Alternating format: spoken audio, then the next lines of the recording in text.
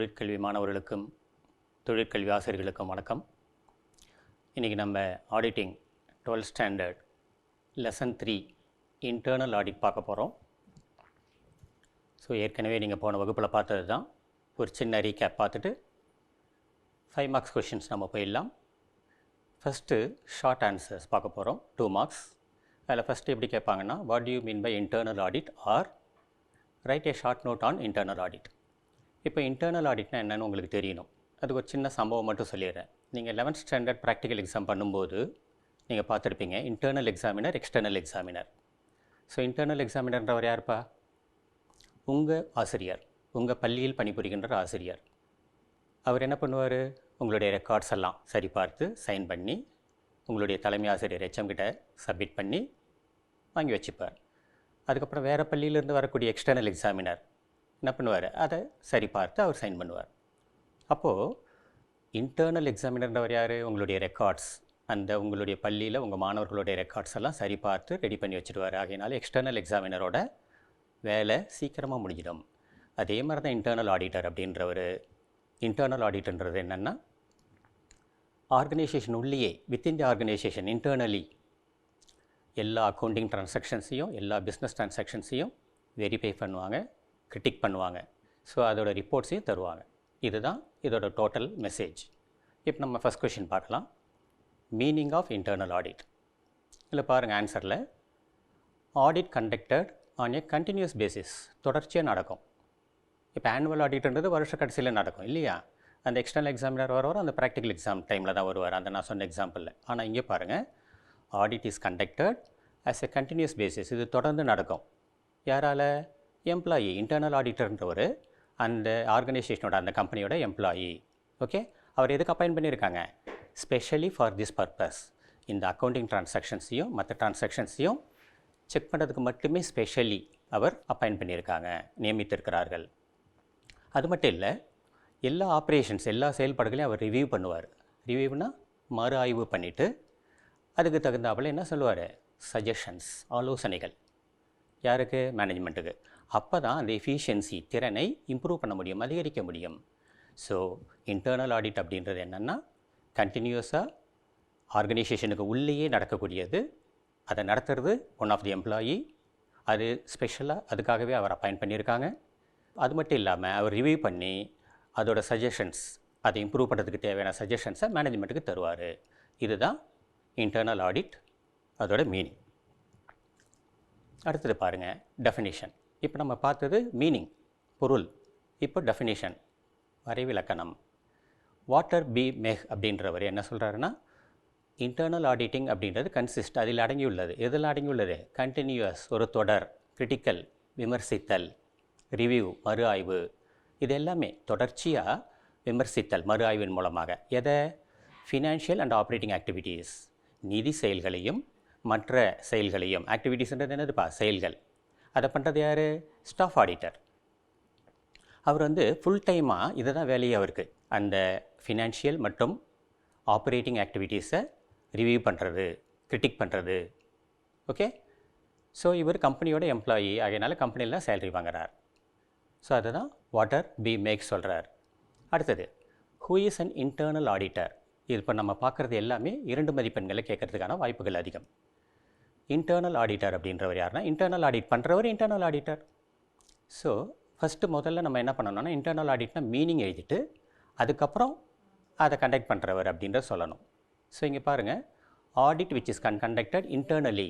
Audit பண்ணுறாங்க. ஆடிட்னா உங்களுக்கு தெரியும், தணிக்கை. இன்டர்னலி, உள்ள, எது? ஆர்கனைசேஷன் உள்ளேயே, வித்தின் தி ஆர்கனைசேஷன். யாருக்காக பண்ணுறாங்க? ஆன் பிகாஃப் ஆஃப் மேனேஜ்மெண்ட், அந்த நிர்வாகத்தின் சார்பில். ஸோ அதை தான் இன்டர்னல் ஆடிட். ஸோ நிர்வாகத்தின் சார்பில், நிர்வாகத்தால் நியமிக்கப்பட்ட ஒருத்தர் இன்டர்னலி, உள்ளுக்குள்ளேயே, அந்த ஆர்கனைசேஷனுக்குள்ளேயே ஆடிட் பண்ணுறாரு. எதை? அக்கௌண்டிங் ஆக்டிவிட்டீஸையும் அக்கௌண்டிங் ரெக்கார்ட்ஸையும் அதர் ஆக்டிவிட்டீஸ் ஆஃப் பிஸ்னஸையும் பண்ணிவிட்டு, யாருக்காக? மேனேஜ்மெண்ட்டுக்காக. அப்படிப்பட்ட ஒரு பர்சன் தான் யார்? Internal auditor. லாஸ்ட் லைன் பாருங்கள், தி பர்சன் ஹூ கண்டக்ட். யார் இதை நடத்துகிறாரோ, இந்த இன்டர்னல் ஆடிட்டர் நடத்துகிறாரோ, அவர் தான் யாருப்பா? Internal auditor. ஸோ அடுத்தது, how is an internal auditor appointed. இந்த இடத்துல நீங்கள் புரிஞ்சுக்கணும், இன்டர்னல் ஆடிட்டர்ன்றவர் யார், எக்ஸ்டர்னல் ஆடிட்டர்ன்றவர் யார். நான் முன்னாடியே சொன்ன உதாரணப்படி இன்டர்னல் எக்ஸாமினர்ன்றது உங்கள் ஆசிரியர். அவர் யார் நியமித்தாங்க? உங்கள் பள்ளியிலேயே தான் நியமிச்சிருப்பாங்க. பள்ளி தாளாளரோ இல்லை பள்ளி செயலரோ நியமிச்சிருப்பாங்க, அரசு உதவி பெறும் பள்ளியாக இருந்தால். எக்ஸ்டர்னல் எக்ஸாமினர் யார் நியமிச்சிருப்பாங்க? மதிப்பிற்குரிய முதன்மை கல்வி அலுவலர் இல்லையா, அதாவது சிஇஓன்னு சொல்லுவாங்க இல்லையா, அவங்க. ஸோ அதே மாதிரிங்க இன்டர்னல் ஆடிட்டரை அப்பாயின்ட் பண்ணது யார்? ஸோ போன கொஷனில் தான் நான் சொன்னேன், இன்டர்னல் ஆடிட்டர்ன்றவர் யாருக்காக செயல்படுகிறார்? மேனேஜ்மெண்ட்டுக்காக. அப்போ அவர் யார் அப்பாயின்ட் பண்ணுவாங்க? மேனேஜ்மெண்ட்டை தான் அப்பாயின்ட் பண்ணணும். இதில் ஒரு விஷயம் என்னென்னா, ஆடிட்டர்னால் சிஏ முடிச்சிருக்கணும். அந்த chartered accountant, institute of chartered accountant நடத்துகிற எக்ஸாம்ஸ் எல்லாம் கம்ப்ளீட் பண்ணி அதில் மெம்பர் ஆனால் தான் ஆடிட்டர் ஆக முடியும். ஆனால் இன்டர்னல் ஆடிட்டருக்கு அந்த மாதிரி கல்வி தகுதி தேவையில்லை. மேனேஜ்மெண்ட் யாரை நினைக்கிறாங்களோ அவங்கள போடலாம். பாருங்கள், இப்போ ஆன்சர் பாருங்கள். இன்டர்னல் ஆடிட்டர்ன்றவர் need not be chartered accountant. அவர் சார்ட்டர் அக்கௌண்டண்ட்டாக இருக்கணுன்ற அவசியம் இல்லை. நீ நாட் ப்ரோசஸ் குவாலிஃபிகேஷன். அவருக்குன்னு அந்த கல்வி தகுதி கம்பெனி ஆக்டில் கொடுத்துருக்காங்க இல்லையா, அதன்படி கல்வி தகுதி இருக்கணுன்ற அவசியம் இல்லை. ஸோ அவருடைய அப்பாயின்மெண்ட், அவருடைய நியமனம், ஸ்கோப் ஆஃப் ஒர்க், அவர் என்னென்ன வேலைகளை பண்ணணுன்ற ஒரு விளக்கம், ரெமுனரேஷன், அவருடைய ஊதியம் எல்லாமே இன்டர்னல் ஆடிட்டருக்கு டிட்டர்மைன் பண்ணுறாங்க, தீர்மானிக்கிறாங்க. யார்? மேனேஜ்மெண்ட், அந்த வியாபாரத்தின் நிர்வாகம். ஸோ இன்டர்னல் ஆடிட்டர் அப்பாயின்ட் பண்ணுறது அந்த கம்பெனியோட மேனேஜ்மெண்ட், அவ்வளோதான். அவருக்கு சார்ட்டர்ட் அக்கௌண்டன்ட் மாதிரி அந்த குவாலிஃபிகேஷன்ஸ் இருக்கணுன்ற அவசியம் இல்லை. அடுத்ததுப்பா 5வது question. Write a note on internal audit report. So audit report, தணிக்கை அறிக்கை. இப்போ இன்டர்னல் ஆடிட்டர் அப்பாயின்ட் பண்ணிட்டாங்க. அவர் என்ன பண்ணுவார்? கண்டினியூஸாக ஆடிட்டிங் அக்கௌண்டிங் ஆக்டிவிட்டீஸையும் பிஸ்னஸ் ஆக்டிவிட்டீஸையும் ரிவ்யூ பண்ணிக்கிட்டு இருப்பார். அதானே நம்ம பார்த்தோம் இது வரைக்கும். ஸோ அதெல்லாம் பார்த்ததுக்கப்புறம் அவர் என்ன பண்ணணும்? அவர் ஒரு ரிப்போர்ட், ஒரு அறிக்கையை தரணும். யாருக்கு? மேனேஜ்மெண்ட்டுக்கு. இப்போ ஆன்சர் பாருங்கள். Internal auditor works on continuous basis. Internal auditor சம்பளத்துக்காக வேலை செய்கிறாரு, தொடர்ந்து பணிபுரிகிறார் இல்லையா. அதை டிரான்சாக்ஷன் டேக்ஸ் பிளேஸ் இன் கம்பெனியில் நடக்கக்கூடிய அனைத்து நடவடிக்கைகளையும் வெரிஃபை பண்ணிக்கிட்டு இருக்கிறார், சரிபார்த்து கொண்டு இருப்பவர் அவர். ஆஃப்டர் எக்ஸாமினேஷன் அதை நல்ல பரிசோதனை பண்ணதுக்கப்புறம் அவர் என்ன பண்ணுவார்? ஒரு ரிப்போர்ட் ரெடி பண்ணி அதை சப்மிட் பண்ணுவார், சமர்ப்பிப்பார். யாருக்கு? அந்த பிஸ்னஸ் ஆர்கனைசேஷனோட மேனேஜ்மெண்ட்டுக்கு. ஸோ அவர் கொடுக்கக்கூடிய அந்த ரிப்போர்ட், அந்த அறிக்கையை தான் என்ன சொல்கிறாங்க? Internal audit report. பொதுவாக ஆடிட் ரிப்போர்ட்னு சொல்லக்கூடாது. இன்டர்னல் ஆடிட்டர் கொடுக்குற ரிப்போர்ட் இன்டர்னல் ஆடிட் ரிப்போர்ட். ஓகேவா? ஸோ இப்போ நம்ம பார்த்த 5 கொஷினுமே 2 மதிப்பெண்கள் கேட்கறதுக்கான வாய்ப்பு இருக்குது. இப்போ நம்ம அடுத்து பார்க்க போகிறதெல்லாம் 3 மதிப்பெண்கள் கேட்கறதுக்கான வாய்ப்புகள் இருக்குது. இல்லை 5 மதிப்பெண்கள் கூட உங்களுக்கு அதிர்ஷ்டம் இருந்தால் கேட்கப்படலாம். அடுத்த கேள்வி பாருங்கள். Explain the scope of internal audit. ஸ்கோப்புன்றது பல இடத்துல பல அர்த்தத்தில் வரும். இந்த இடத்துல ஸ்கோப்புன்றது ஆப்ஜெக்டிவ்ஸ், நோக்கங்கள்னோ இல்லை கேப்பபிலிட்டிஸ், திறன் அப்படின்னோ வரும். இப்போ நீங்கள் இந்த ஆன்சர்ஸை எழுதணும். எப்படின்னா, ஸ்கோப்புன்னு கேட்டாலோ இல்லை ஃபங்க்ஷன்ஸ், பணிகள்னு கேட்டாலோ இல்லை டியூட்டிஸ், அதாவது கடமைகள், யாரோடது? இன்டர்னல் ஆடிட்டரோட கடமைகள் அல்லது பணிகள் அல்லது ஸ்கோப், நோக்கங்கள்னு கேட்டாலோ இதை தான் நீங்கள் எழுதணும். ஸோ இப்போ நம்ம பார்க்க போகிறது இன்டர்னல் ஆடிட்டரோட பணிகள் என்ன, கடமைகள் என்ன. Evaluating of accounting and administrative control. எவாலுவேட்டிங்னாலே மதிப்பிடுதல். அப்போ அந்த அக்கௌண்டிங் ஒர்க்கெல்லாம் நடக்குது இல்லையா, அதையும் அட்மினிஸ்ட்ரேட்டிவ் கண்ட்ரோல், நிர்வாக வேலைகளையும் அந்த டிரான்சாக்ஷன்ஸையும் என்ன பண்ணுறாரு? அவர் எவாலுவேட் பண்ணுறார், மதிப்பிடுகிறார். எப்படி? உள்ள விளக்கத்தில் பாருங்கள்.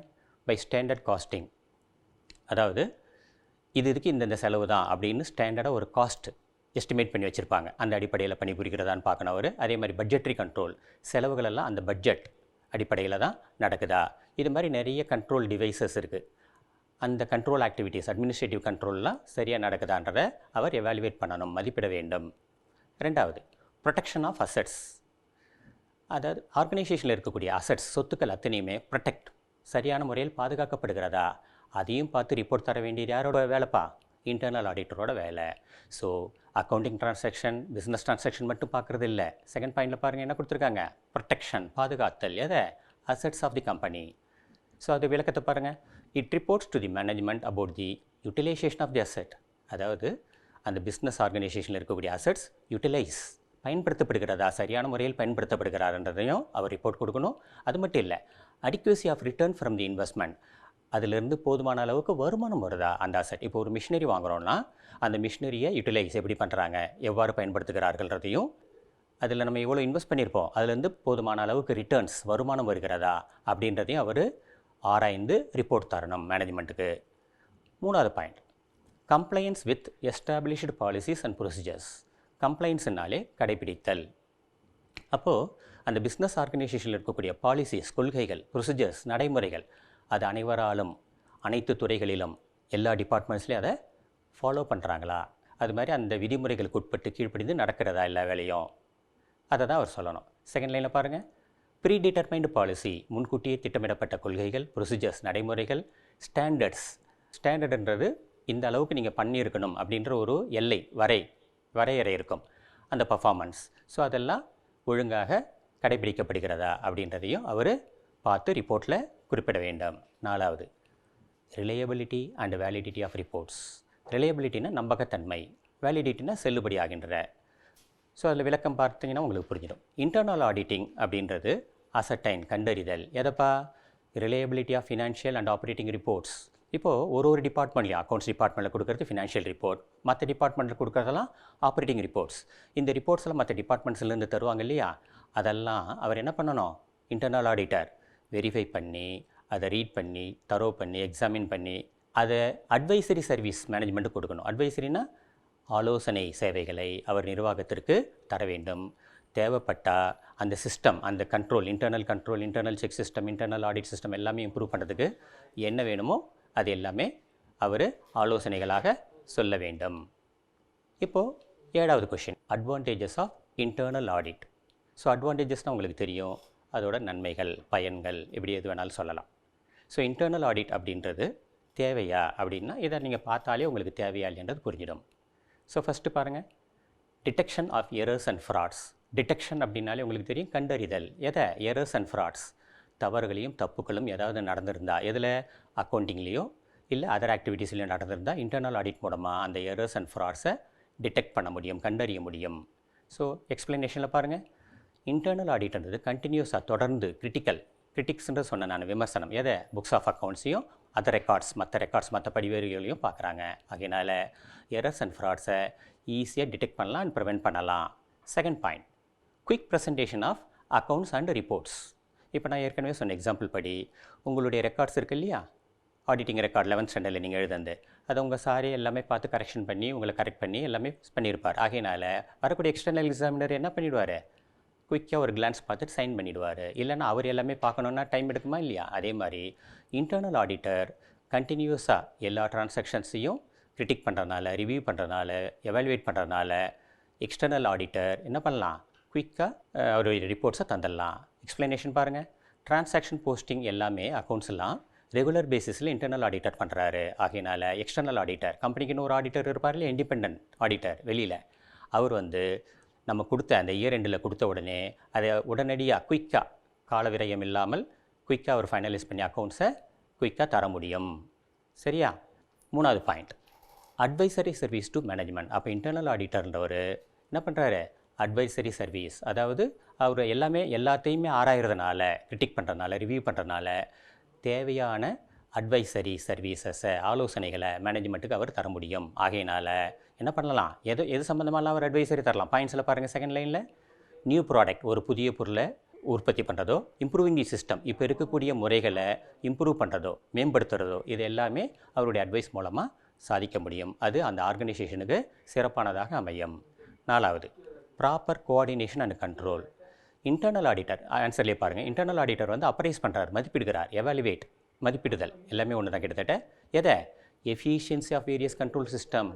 இப்போ internal control system, internal check system, internal audit சிஸ்டம்னு எல்லாமே இருக்குது இல்லையா, அந்த கண்ட்ரோல் சிஸ்டமோட எஃபிஷியன்சி, திறனை அவர் என்ன பண்ணுறாரு, எவாலுவேட் பண்ணி ஆர்கனைசேஷனில் சொல்கிறாரு. ஆகையினால் இன்டர்னல் ஆடிட் அப்படின்றது enable the proper control and coordination in the organisation. அதன் மூலமாக அந்த இன்டர்னல் ஆடிட் மூலமாக எல்லா டிபார்ட்மெண்ட்டுக்கு இடையில் ஒரு கோஆர்டினேஷன், ஒரு ஒருங்கிணைப்பையும் கட்டுப்படுத்துதலையும் நம்ம சிறப்பாக செய்ய முடியும். ஸோ இந்த 4 பாயிண்ட்டை நீங்கள் படிச்சிடணும். இப்போது what are the disadvantages of internal audit? என்ன தான் அதில் நன்மைகள், சிறப்புகள் இருந்தாலும் அது குறைகளும் இருக்க தானே செய்யும். இப்போ நம்ம பார்க்க போகிறது டிஸ்அட்வான்டேஜஸ், குறைபாடுகள். இதில் இன்டர்னல் ஆடிட்டில் இருக்கக்கூடிய குறைபாடுகளை பார்க்க போகிறோம். ஃபஸ்ட் பாயிண்ட் பாருங்கள், ஹை காஸ்ட். ஹை காஸ்ட்னது இது அதிக செலவாகும்.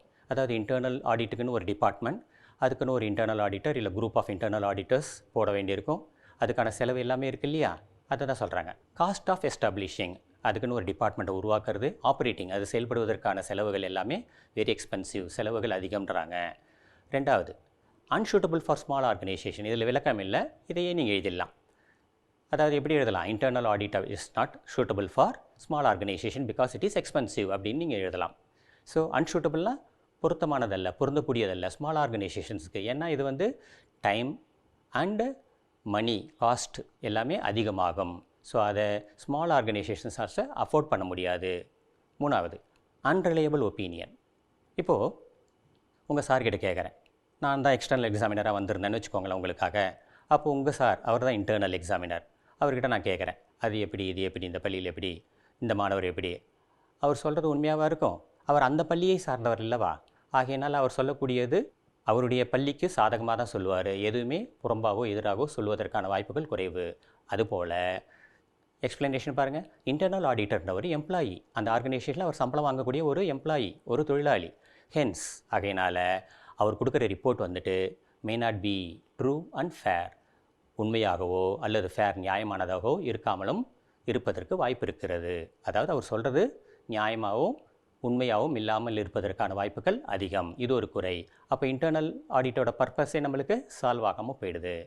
ஃபோர்த் பாயிண்ட் பாருங்கள், இன்எஃபெக்டிவ்னஸ். எஃபெக்டிவ்னஸ்னால் சிறப்பான, இன்எஃபெக்டிவ்னஸ்னால் சிறப்பு இல்லாமல் போயிடும். இப்போது உங்கள் சார் ஒரு எக்ஸசைஸை கரெக்ஷன் பண்ணுறாரு, இன்டர்னல் எக்ஸாமினர் அவர். அதுக்கப்புறமா அதில் பல தப்புக்கள் தவறுகள் நீங்கள் செஞ்சுருக்கலாம், இல்லை கூட்டியிருக்கலாம், குறைச்சிருக்கலாம் இல்லையா? அதே மாதிரி இன்டர்னல் ஆடிட்டர் கூட கண்டினியூஸாக அந்தந்த மாதத்துக்கான அக்கௌண்டிங் ட்ரான்சாக்ஷன்ஸு, பிஸ்னஸ் ட்ரான்சாக்ஷன்ஸு செக் பண்ணுறாரு. அப்போது அதுக்கப்புறம் அது முடிஞ்சதுக்கப்புறமா அதில் ஆல்ட்ரேஷன் பண்ணுறதுக்கான வாய்ப்புகள் இருக்கா இல்லையா? அதை தான் சொல்கிறாங்க. எக்ஸ்பிளனேஷன் பாருங்கள், there's a time lag. Time lag அப்படின்றது டைம் கேப், கால இடைவெளி. எதுக்கு? பிட்வீன் டூ ஆடிட்ஸ், இன்டர்னல் ஆடிட்டுக்கும் எக்ஸ்டர்னல் ஆடிட்டுக்கும் நடுவில் டைம் கேப் இருக்கிறதுனால இது வந்துட்டு எந்த ஆல்ட்ரேஷன்ஸ் வேணாலும் பண்ணுறதுக்கான வாய்ப்பு இருக்குது. So it become ineffective. ஆகையினால் அது ஒரு சிறப்பானதாக அமையாமல் போவதற்கான வாய்ப்புகள் உண்டு. அடுத்தது, லேக் ஆஃப் எக்ஸ்பர்டைஸ். இப்போது இந்த ஆடிட் பண்ணுறது யாருன்னா இன்டர்னல் ஆடிட்டர். அவர் வந்து சார்ட்டர்ட் அக்கௌண்டன்ட் மாதிரி ஒரு குவாலிஃபைடு எக்ஸ்பர்ட்டாக இருக்கிறதுக்கான வாய்ப்புகள் இல்லை. யாரை வேணாலும் அவங்க அப்பாயிண்ட் பண்ணலாம், மேனேஜ்மெண்ட்டுக்கு யாரை பிடிக்குமோ. ஸோ அந்த மாதிரி இருக்கும்போது எக்ஸ்பிளனேஷன் பாருங்கள், இன்டர்னல் ஆடிட் ஸ்டாஃப்ன்றவர் அந்த ஸ்கில் அண்ட் எக்ஸ்பர்டைஸ்னஸில் குறைவு இருக்கலாம். அவர் மற்ற அந்த ஆடிட்டர் மாதிரி ப்ரொஃபஷ்னலாக இல்லாமல், ஸோ அதோட பர்பஸ் நம்மளுக்கு சால்வ் ஆகாமல் போகிறதுக்கான வாய்ப்புகள் உண்டு. ஸோ இது வரைக்கும் நம்ம பார்த்தது பி பார்ட், அதாவது ஷார்ட் ஆன்சர். இனிமேல் நம்ம பார்க்க போகிற கொஷின்ஸ் வந்துட்டு இதில் 5 மதிப்பெண்கள் வரதுக்கான வாய்ப்புகள் அதிகம். ஸோ இப்போ நம்ம பார்க்க போகிறது objectives of internal audit. Internal ஆடிட்டோட நோக்கம் என்ன அப்படின்றது தான். இப்போது இந்த வரைபடத்திலே பாருங்கள், இந்த பிக்சரில் டாப்பில் பாருங்கள் ரோஸ் கலரில், அங்கேருந்து நான் ஆரம்பிக்கிறேன் கிளாக் வைஸ். அதில் பார்த்தீங்கன்னா verifying the accuracy of accounts. இப்போது இதில் என்ன சொல்கிறாங்கன்னா, அக்கௌண்ட்ஸ் எல்லாம் கரெக்டாக அக்யூரேட்டாக இருக்கா, துல்லியத்தன்மையோடு இருக்கா அப்படின்றத வெரிஃபை பண்ணுறது தான் முதன்மையான நோக்கம். எது? இன்டர்னல் ஆடிட்டோடது. அடுத்தது பாருங்கள், second point, detection of errors and frauds.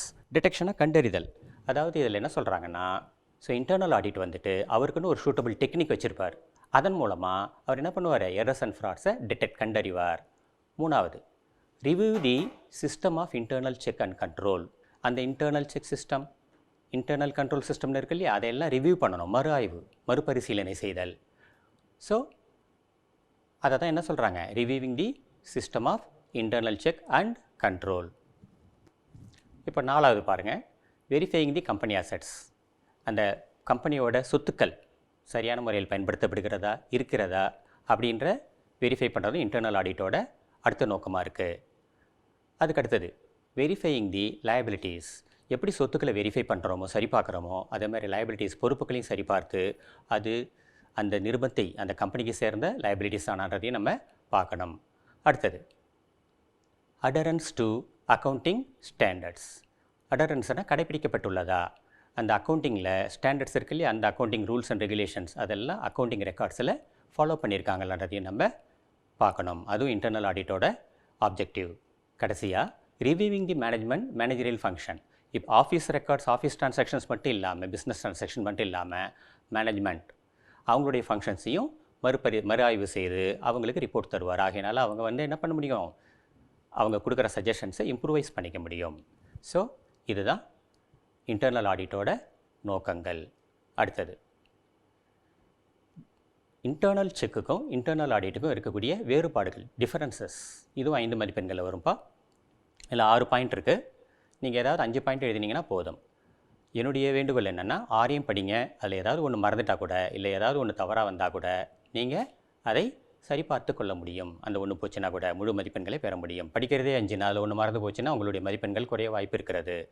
So இப்போது இன்டர்னல் செக், இன்டர்னல் ஆடிட்டோட டிஃபரன்ஸ், வேறுபாடுகள், வித்தியாசம் பார்க்க போகிறோம். மீனிங்கில் பாருங்கள். இப்போ நான் ரெட்டில் அண்டர்லைன் பண்ணதை மட்டும் நீங்கள் பார்த்தீங்கனாலே போதுமானதுன்னு நான் நினைக்கிறேன்ப்பா. ஸோ இன்டர்னல் செக்ன்றது ஒரு அரேஞ்ச்மெண்ட், ஏற்பாடு. ஆட்டோமேட்டிக்காக என்ன பண்ணுது, ஒருத்தர் பண்ண ஒர்க்கை இன்னொருத்தர் ஆட்டோமேட்டிக்காக செக் பண்ணுற மாதிரி டிசைன் பண்ணியிருப்பாங்க. ஆனால் இன்டர்னல் ஆடிட் அப்படின்றது இண்டிபெண்ட் அப்ரைசல். ஒரு தனிநபர் அவர் மதிப்பிடுகிறார். யாரை? மொத்த ஆப்ரேஷன்ஸையும், அக்கௌண்டிங் ஆப்ரேஷன்ஸையும் பிஸ்னஸ் ஆப்ரேஷன்ஸையும் அவர் அப்ரைஸ் பண்ணுறாரு, மதிப்பிடுகிறார். செகண்ட் ஆப்ஜெக்ட், இன்டர்னல் செக்கோட ஆப்ஜெக்ட் என்னென்னா ப்ரிவெண்ட், தடுத்தல். எதை? எரர்ஸ் அண்ட் ஃப்ராட்ஸ் நடக்கிறத தடுக்கிறது. ஆனால் இன்டர்னல் ஆடிட்பா நடந்ததை டிடெக்ட், கண்டுபிடித்தல். ஏதாவது எரர்ஸ் அண்ட் ஃப்ராட்ஸ் இருந்தால் டிடெக்ட், கண்டறிதல். ஸோ இதோட நோக்கம் ப்ரிவெண்ட்டு. இன்டர்னல் ஆடிட்டோட நோக்கம் என்னதுப்பா?